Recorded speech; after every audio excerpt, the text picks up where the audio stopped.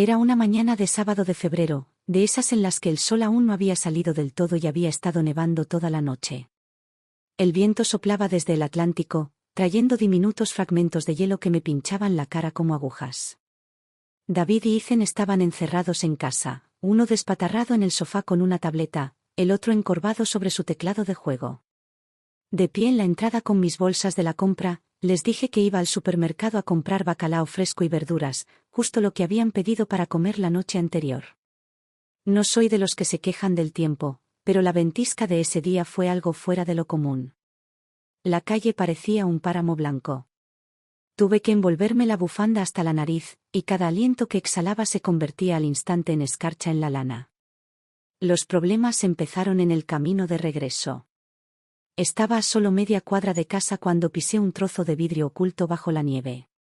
Resbalé y caí con fuerza en el borde de un escalón. Mi rodilla se estrelló contra el hormigón helado y el vidrio dentado me atravesó la piel. Podría jurar que oí el rasgarse de la tela.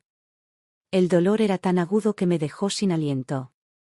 El viento me azotaba el cuello y empecé a temblar sin control. La sangre brotó rápidamente de mis pantalones, deslizándome por mi pantorrilla hasta tocar la nieve, donde el blanco se transformó al instante en un rojo intenso e impactante. Instintivamente, cogí el teléfono y llamé a David. No hubo respuesta. Luego llamé a Ethan, imaginándolo a solo unos cientos de metros de distancia, en la sala. Nada. Les envié un mensaje corto. Me caí. Tengo una herida en la rodilla.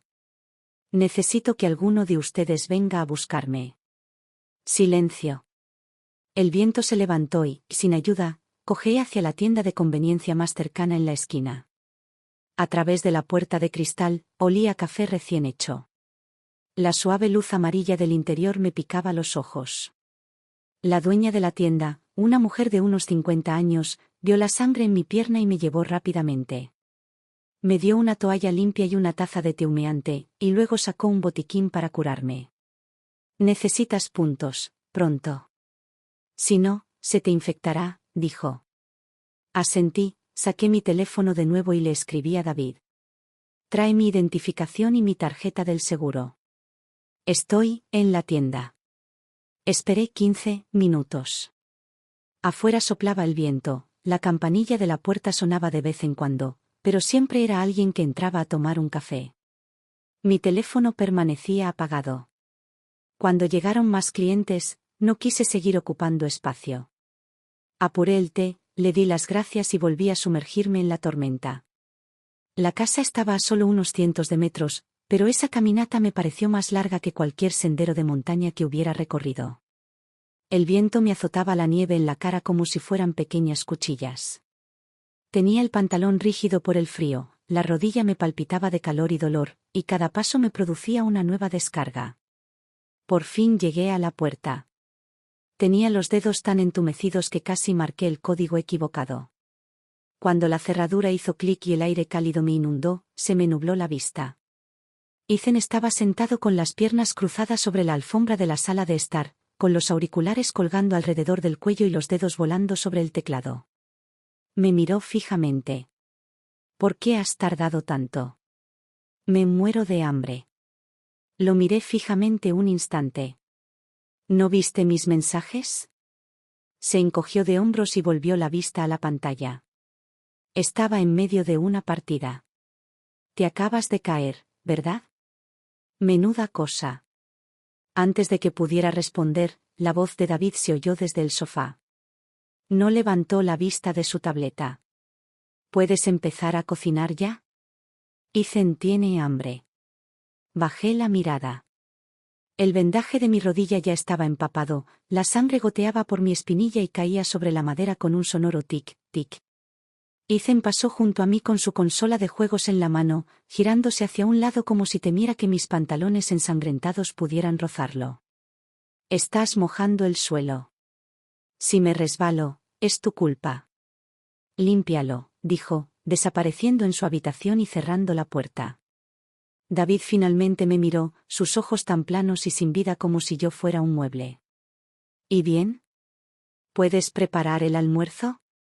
En ese momento, Sentí como si me hubieran dado un golpe en el pecho, congelándome por dentro. Más de 20 años de matrimonio, y esto, era todo lo que quedaba. Respiré hondo, curvando los dedos hasta que mis nudillos se pusieron blancos.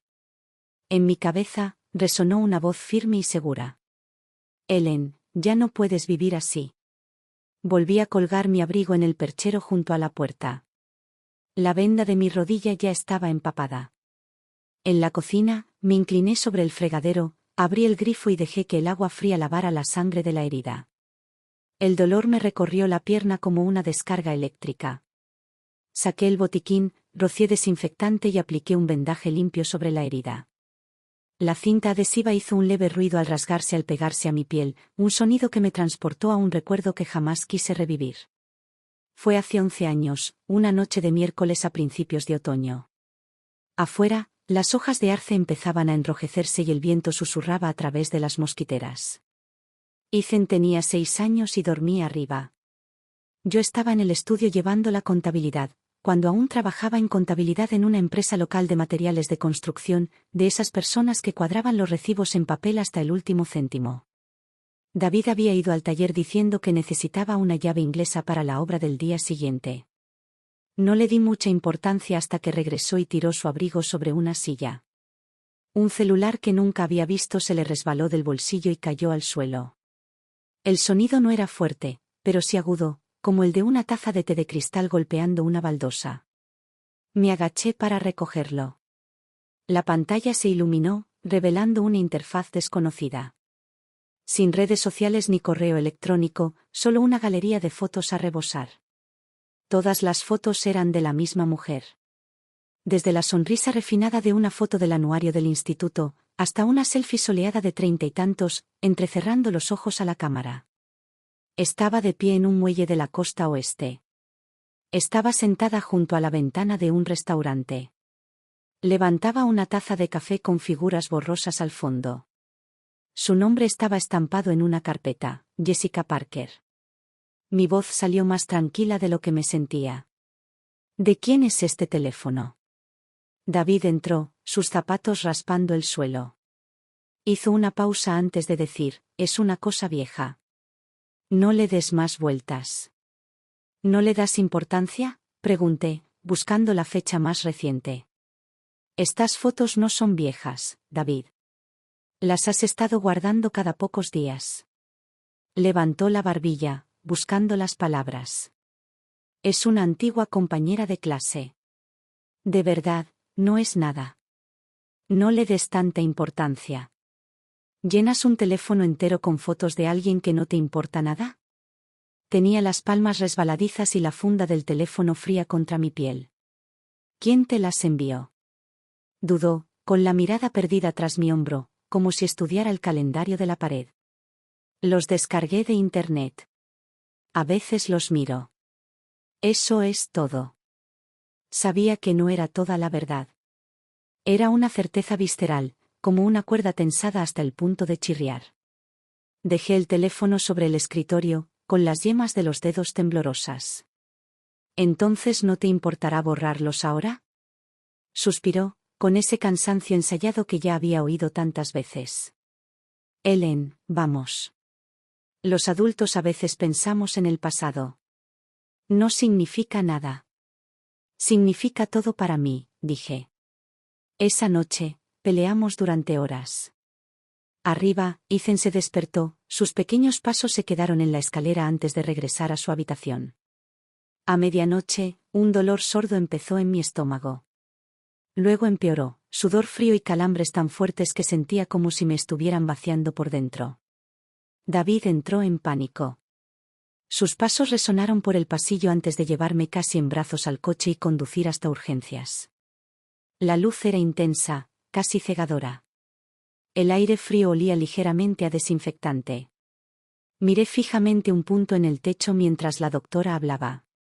Su tono era mesurado, pero cada palabra me sonaba pesada. Estás en las primeras etapas del embarazo. El estrés intenso puede ser un desencadenante. Haremos lo posible por salvarlo, pero primero necesitas estabilizarte. David me tomó la mano, con la palma helada.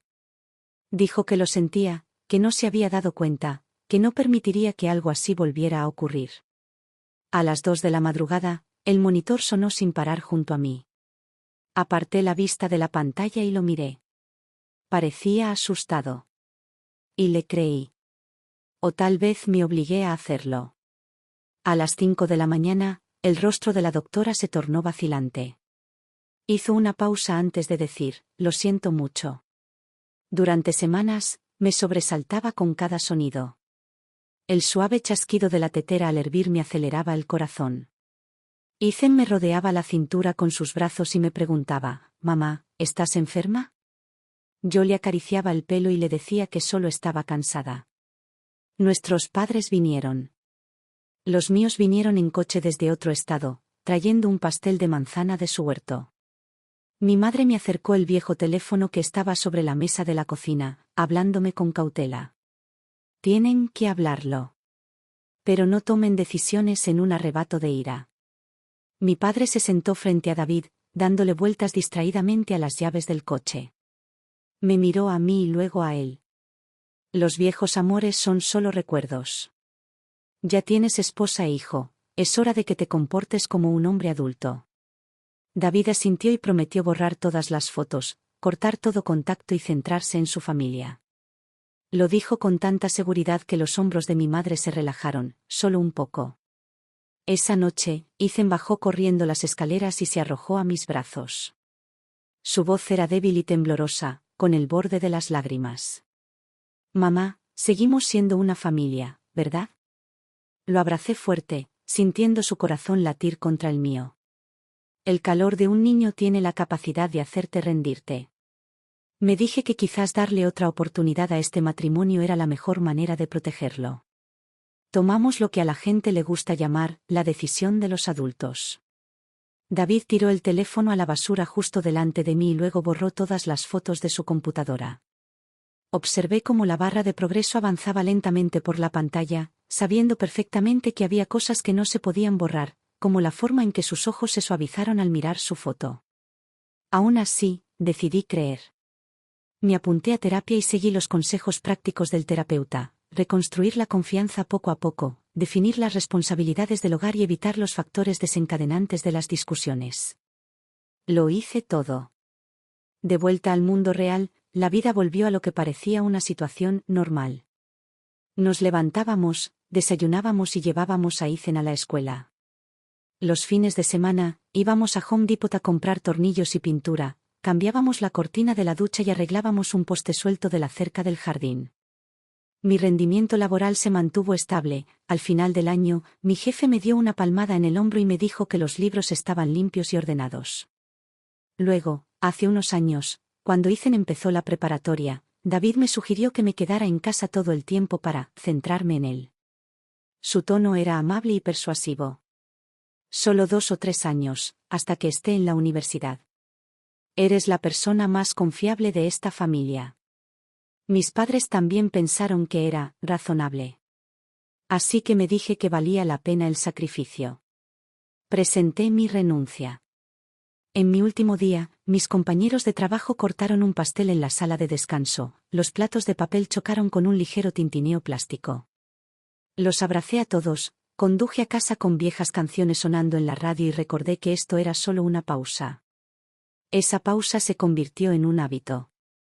Todas las mañanas, a las 6:30, estaba en la cocina escuchando el goteo de la cafetera, preparando el almuerzo de David y el desayuno de Ethan, revisando correos electrónicos, avisos escolares, citas médicas y facturas del seguro. A las 2 de la tarde, iba a hacer la compra. A las 7, estaba en la cocina, viendo burbujear la sopa.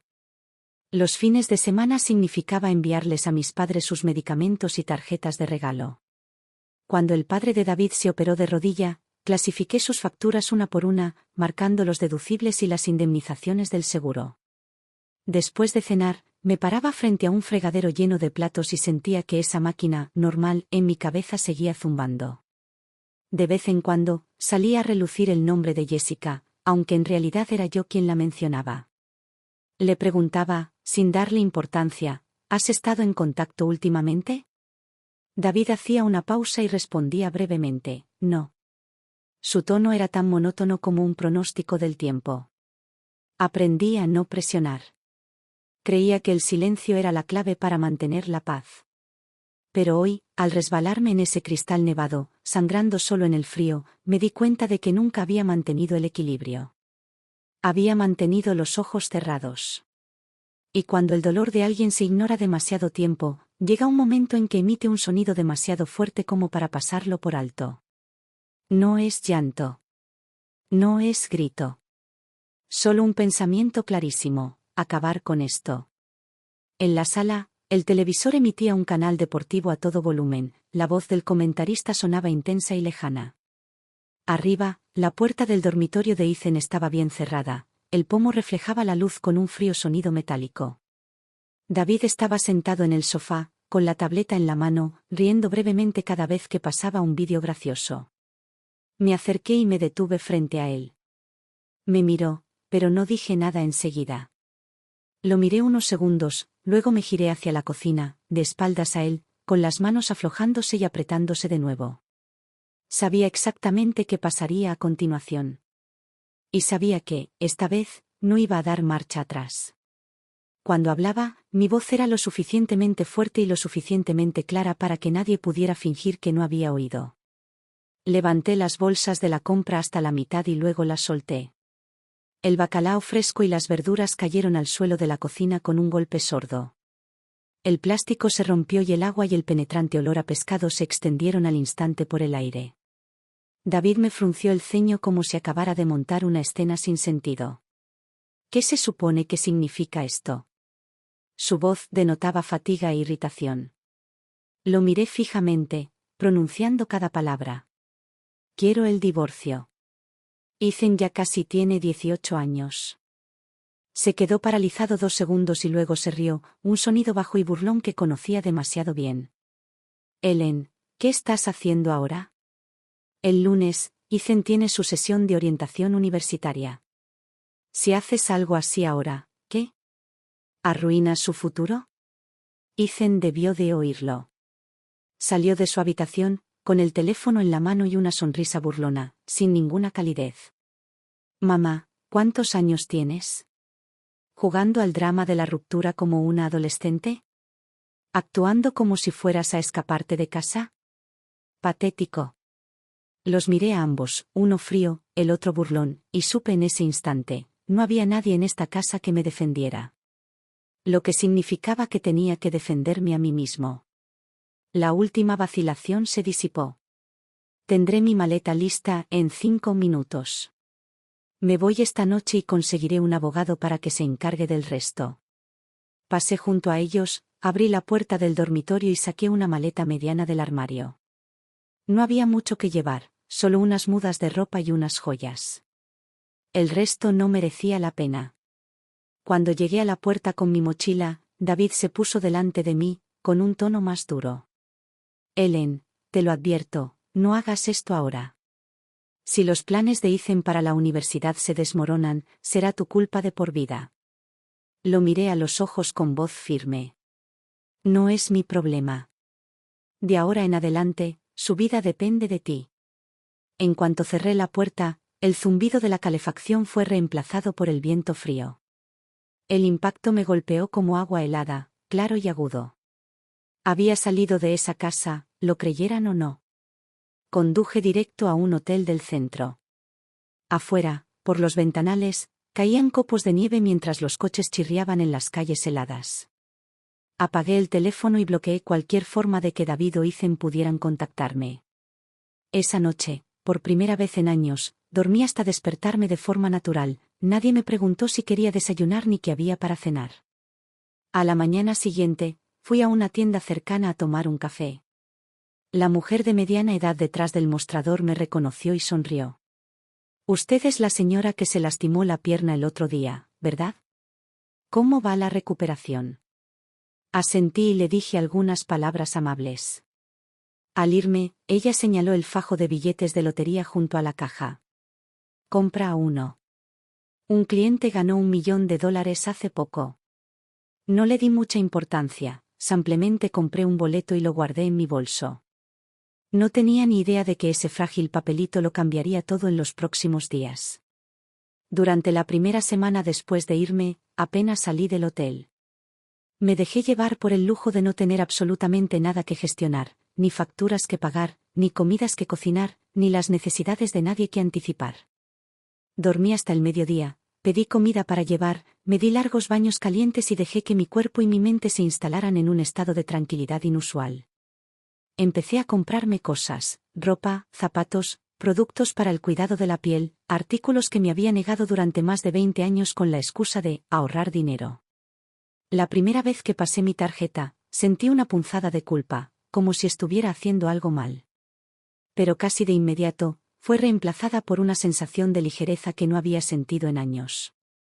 Una semana después, el sábado, estaba en un mostrador de cosméticos probando un lápiz labial cuando me di la vuelta y vi a David caminando hacia mí, con Jessica a su lado. Llevaba un abrigo largo color camel y sonreía suavemente. Reconocí esa sonrisa de las fotos de ese viejo teléfono. David habló primero, con un tono acusador. Parece que lo estás pasando bien. ¿No piensas en volver a casa? ¿Ni en tu hijo? Jessica soltó una risa delicada tras su mano. Así que eres Helen. Pareces buena disfrutando de la vida. Pero el divorcio es algo serio. ¿No crees que estás siendo un poco irresponsable? Le sonreí, lo justo. ¿Estás insinuando que te gustaría ser la madre de Ethan y heredar esa responsabilidad? La gente que estaba cerca aminoró el paso, con la curiosidad reflejada en sus rostros. La expresión de Jessica se congeló al instante. David tiró de su brazo y me murmuró, «Deja de hacer un escándalo». Lo ignoré y caminé de regreso al hotel. Esa noche, mientras deshacía la maleta, se me cayó el billete de lotería que había comprado en la tienda. Aburrido, busqué los números ganadores en mi teléfono y los revisé uno por uno. Cuando acerté el último dígito, me quedé mirando. Cada número. $1.000.000. Me recliné contra la cabecera, con el corazón latiendo con fuerza en mis oídos. Este era un secreto que no le contaría a nadie, y menos a David y Ethan. Decidí que reclamaría el premio después de que se formalizara el divorcio. Ese sería mi verdadero nuevo comienzo. La noticia de que quería el divorcio no iba a permanecer oculta por mucho tiempo, ni pasar inadvertida. Una mañana, mientras leía las noticias con un café, llamaron con fuerza a la puerta de mi hotel. Por la mirilla, vi a mis padres. Mi madre llevaba el abrigo desabrochado y el viento frío le agitaba el pelo blanco. Mi padre tenía las manos en los bolsillos y los hombros ligeramente encorvados, como si hubiera dado un largo paseo en coche. Cuando abrí la puerta, mi madre me dio una palmadita en el hombro, no fue fuerte, pero le tembló la voz. Helen, ya casi tienes 50. ¿Por qué haces un escándalo con el divorcio? Mi padre añadió, toda familia tiene problemas. Los tuyos no son tan graves como para separarse. Los dejé entrar, no dije nada y me subí el pantalón, dejando al descubierto la rodilla vendada. Los puntos eran de un rojo intenso y oscuro bajo la cálida luz. Era sábado. Tormenta de nieve. David y Ethan querían bacalao fresco para comer. Salí a comprarlo en plena ventisca.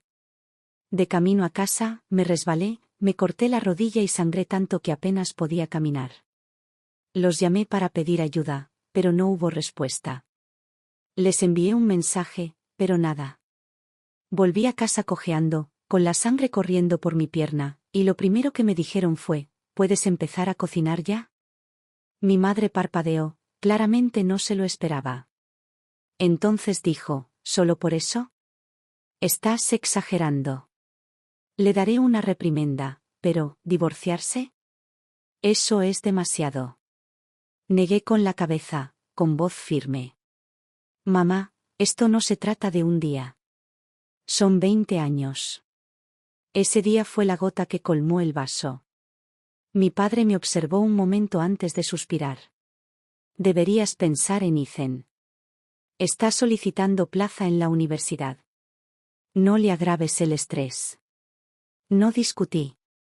Les serví una taza de té a cada uno y conversamos durante una hora antes de que se fueran. Mi madre me dio una palmadita en la mano y me dijo que volvería a llamar para convencerme. Esa noche, sonó mi teléfono, el número de David. Estaba a punto de colgar, pero algo me hizo contestar. No era David. Mamá, se oyó la voz de Ethan, impaciente. Pensé que solo estabas siendo dramática. ¿De verdad vas a seguir con esto? ¿Por algo tan insignificante? ¿Sabes que este mes los 4 abuelos se han turnado para gritarnos a papá y a mí por tu culpa? ¿No puedes ser razonable? Si de verdad te divorcias de papá, ya no te reconoceré como mi mamá. Jessica es genial, ahora también está divorciada. Si ella y papá vuelven, la llamaré mamá. Escuché, mientras el último hilo que me ataba a él se deshacía. Ya tienes edad para tomar tus propias decisiones, dije en voz baja. Recordaré lo que dijiste. Y colgué. En los días siguientes, David me llamó varias veces, a veces burlándose, a veces fingiendo preocupación. Los ignoré, a todos.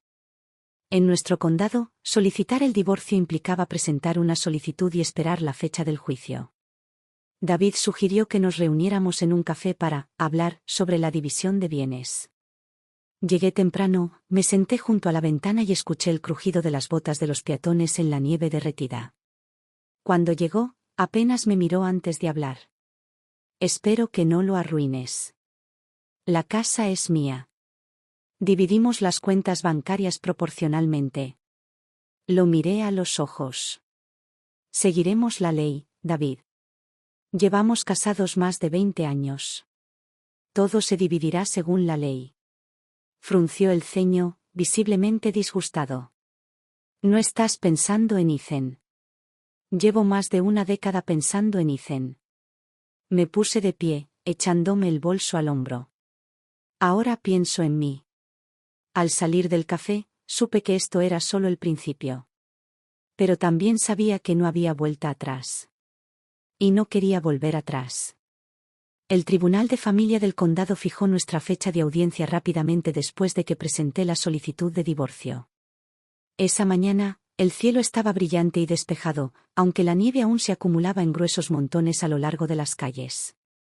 La luz del sol se reflejaba en los montones, tan intensamente que me hizo entrecerrar los ojos. Me puse un vestido de lana azul oscuro, un abrigo nuevo de cachemira y un fino pañuelo de seda al cuello. Quería entrar en aquella sala con el aspecto de una mujer que tomaba las riendas de su vida, no de alguien desechado. Afuera del juzgado, David esperaba junto a su coche, vestido con su habitual abrigo de lana gris, con el cuello perfectamente recto. Sostenía un sobre en una mano. Al verme, su expresión vaciló, como si quisiera decir algo pero se obligara a contenerlo. El proceso fue rápido. Ambos abogados presentaron sus declaraciones.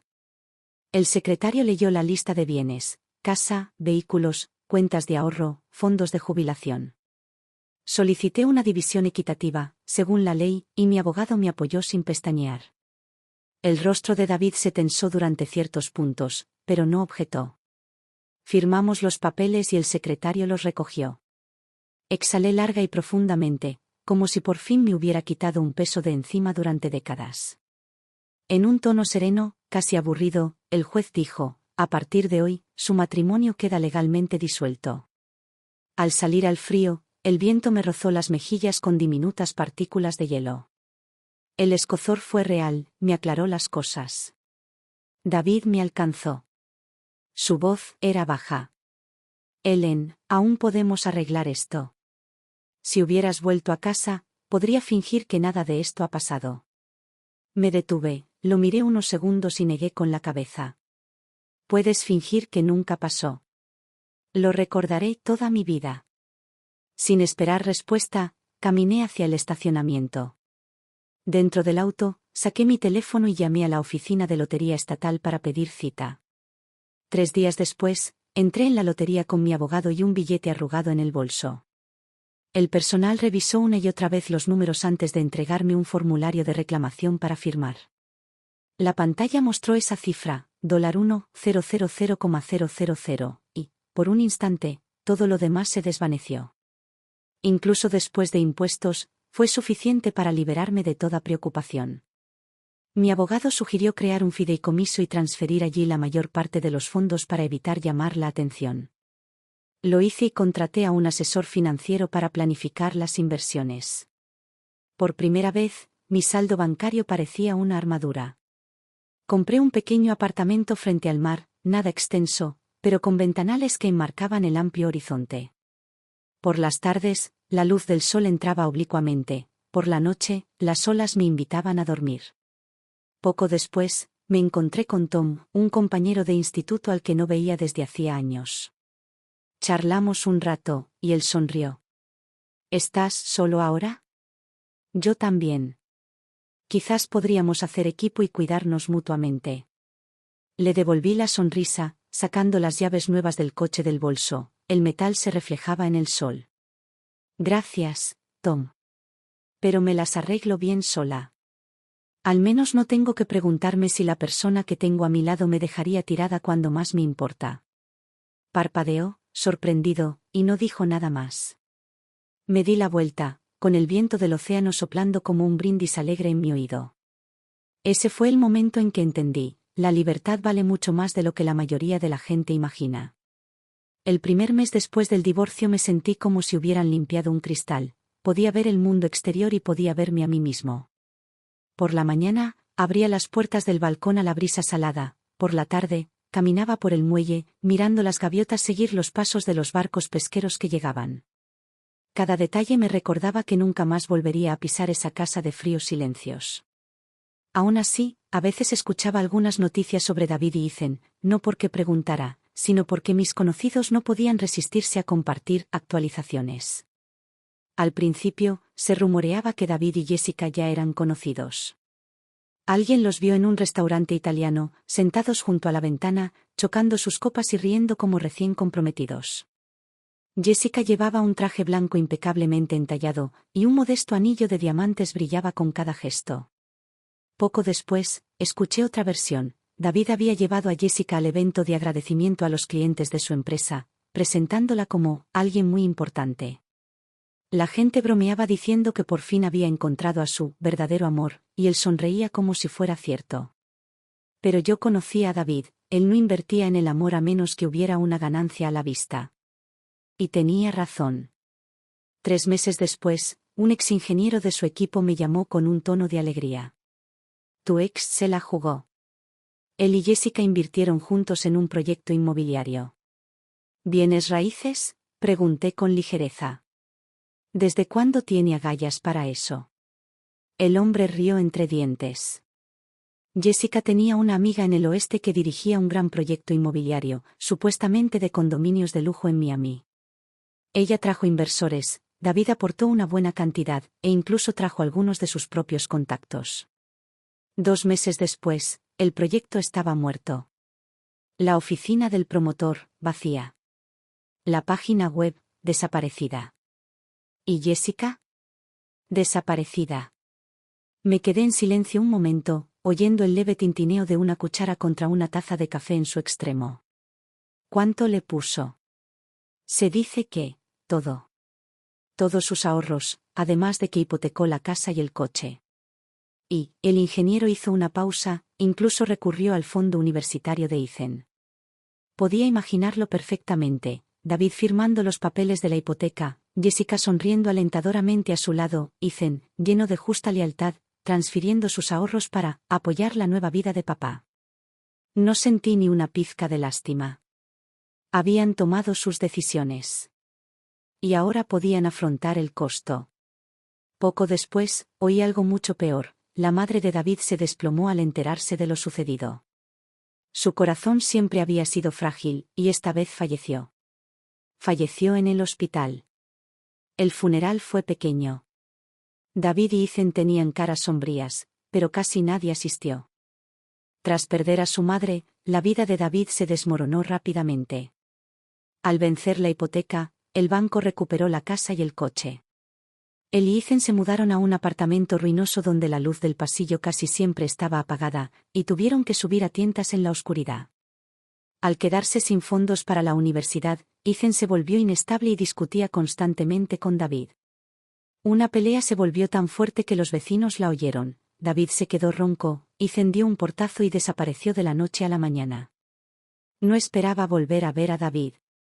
Pero 2 meses después, apareció en mi edificio. Estaba anocheciendo. Acababa de volver del supermercado, con una bolsa de verduras frescas y un filete en la mano, cuando lo vi apoyado contra la pared de la entrada. Llevaba una chaqueta arrugada, sin afeitar, con el rostro demacrado como si no hubiera dormido en días. En cuanto me vio, forzó una sonrisa. «Ellen, ¿podemos hablar?» «No creo que haya nada de qué hablar, David». Me siguió hasta el vestíbulo, con las palabras a toda prisa. «Lo admito, cometí errores, pero ya sabes que soy un hombre de negocios, las inversiones conllevan riesgos. Esta vez, simplemente tuve mala suerte. Se me acabó el flujo de caja. Sé que ahora te va bien, caramba, incluso oí que te tocó la lotería». Me detuve y me giré para mirarlo. Y su sonrisa vaciló, tanteando el terreno. «Así que tal vez, podríamos empezar de nuevo. Me ayudas a recuperarme, y podríamos ser como antes». Me reí, fría y cortante. «¿Como antes? ¿Cuándo le susurrabas a alguien a mis espaldas? ¿Cuándo te acostabas en mi cama soñando con otra mujer? O tal vez como aquel día nevado en que ignoraste mis llamadas mientras sangraba en la calle, y luego intentaste echarme de mi propia casa? ¿Y ahora quieres que llene el hoyo que cavaste para ti? David, no has cambiado. Nunca lo harás». La sonrisa se le congeló en el rostro. Entreabrió los labios, como si buscara otra excusa, pero yo ya me había dado la vuelta y había entrado en el ascensor. Cuando las puertas se cerraron, vi su reflejo en el metal, todavía de pie en la entrada, con el rostro ceniciento. Sabía que esa puerta nunca volvería a abrirse para él. Pensé que las cosas se desvanecerían silenciosamente después de eso, pero solo empeoraron aún más. Me enteré de que Ethan había recurrido a las redes sociales para acusar a Jessica de estafarlos. Incluso publicó algunas fotos borrosas, prometiendo encontrarla y recuperar su dinero. Unos días después, la encontró, junto con un hombre. ¿El giro inesperado? Ese hombre era el exmarido de Jessica, y ambos habían estado trabajando juntos todo ese tiempo. El enfrentamiento se convirtió en una pelea callejera. El hombre tenía un cuchillo y, en medio del caos, lo blandió contra Ethan. David, por instinto, apartó a su hijo de un empujón y tomó el cuchillo. La herida era profunda, en el abdomen. Perdió mucha sangre. Una ambulancia acudió rápidamente al lugar, llevándolo a cirugía. Sobrevivió, pero los médicos dijeron que probablemente nunca volvería a vivir de forma independiente, estaría postrado en cama y necesitaría cuidados el resto de su vida. Ethan fue detenido para interrogarlo y luego expulsado de la escuela por pelearse y participar en un incidente con armas. Sin diploma ni habilidades, trabajó como jornalero donde pudo, mientras apoyaba a su padre en la cama del hospital. Cuando escuché todo esto de un conocido en común, el atardecer se extendía rojo anaranjado sobre el mar, fuera de mi balcón. El viento agitaba las cortinas, el sonido parecía un suspiro suave e inquieto. Después de la historia, el conocido dudó un momento y luego preguntó, ¿vas a verlos? La situación está difícil para ellos ahora. Sonreí levemente y negué con la cabeza. Pasó años demostrándome que mis sentimientos no importaban. Simplemente respeto la decisión que tomó entonces. Colgué, me serví una copa de vino tinto y vi mi propio reflejo en el borde, más claro y más seguro que meses atrás. Esto no era venganza. Era simplemente el final al que se habían metido. Los mares de invierno tienen un tipo de fuerza tranquila. Casi todas las mañanas, me quedo en el balcón con un café caliente, escuchando la voz de algún viejo cantante que sale de la radio. Se ha convertido en mi ritual favorito desde el divorcio. Nadie me apura, nadie me juzga, nadie me interrumpe. Empecé como voluntaria en el centro comunitario local, ayudando a mujeres mayores a organizar sus finanzas y a comprender sus planes de inversión. Muchas eran como yo, llevaban décadas casadas antes de darse cuenta de lo poco que sabían de dinero. Les decía, no tienes que esperar a que alguien te traicione para tomar las riendas de tu vida. Cada vez que lo decía, veía un destello de luz en sus ojos. La vida se mantuvo así durante meses, estable y cálida, hasta que una tarde gris encontré a Ethan esperándome afuera de mi edificio. Llevaba una sudadera desgastada, el pelo despeinado y una sombra de barba incipiente en la mandíbula. Al verme, apretó los labios y la vacilación se reflejó en sus ojos antes de hablar. «Mamá, ¿podemos hablar?». Me hice a un lado y lo dejé entrar. La calefacción estaba alta en el apartamento y él se frotó las manos como si no estuviera seguro de quién debía hablar primero. «¿Cómo está la salud de tu padre?», pregunté. Bajó la cabeza. «El médico dice que va lento. Apenas puede caminar solo. Tengo varios trabajos para pagar el alquiler, sus medicinas, todo. Apenas aguanto».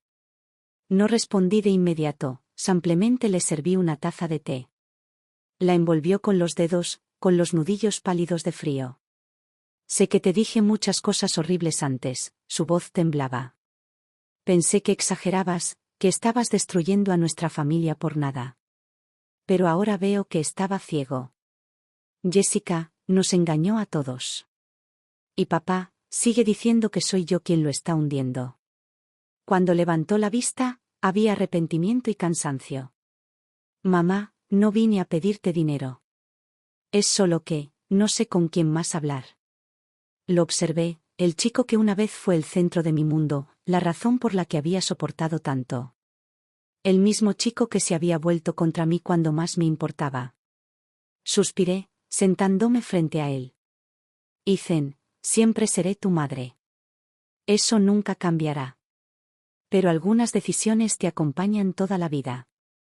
Tienes que cargar con ellas antes de poder ver a quién le importas de verdad». Bajó la mirada de nuevo. El único sonido era el tic-tac del reloj.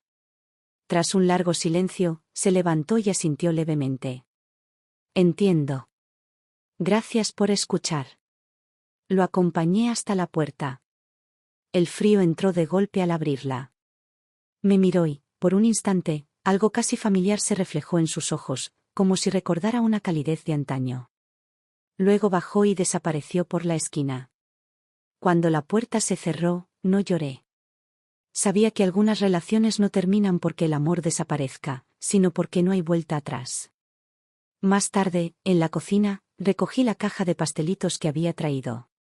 La luz del sol entraba a raudales, reflejándose en el glaseado de azúcar endurecido. Me di cuenta de que este encuentro no era solo una breve reunión, era una despedida. Una despedida del Ethan que había creído que yo daría sin límites. Cuando se dio la vuelta para irse, le dije simplemente: «Ethan, cuídate». Él asintió con la mirada fija. Para la primavera, había convertido mi balcón en un pequeño jardín, la lavanda y el romero derramaban su fragancia en el aire de la tarde y se mezclaban con el aroma del filete sellado de la cocina. A veces invito a amigos de la comunidad a tomar vino y conversar, con el ritmo del océano como música de fondo constante. Una vez, alguien preguntó: «Ellen, ¿nunca te sientes sola viviendo sola?». Sonreí y negué con la cabeza. La soledad y la libertad están a un paso.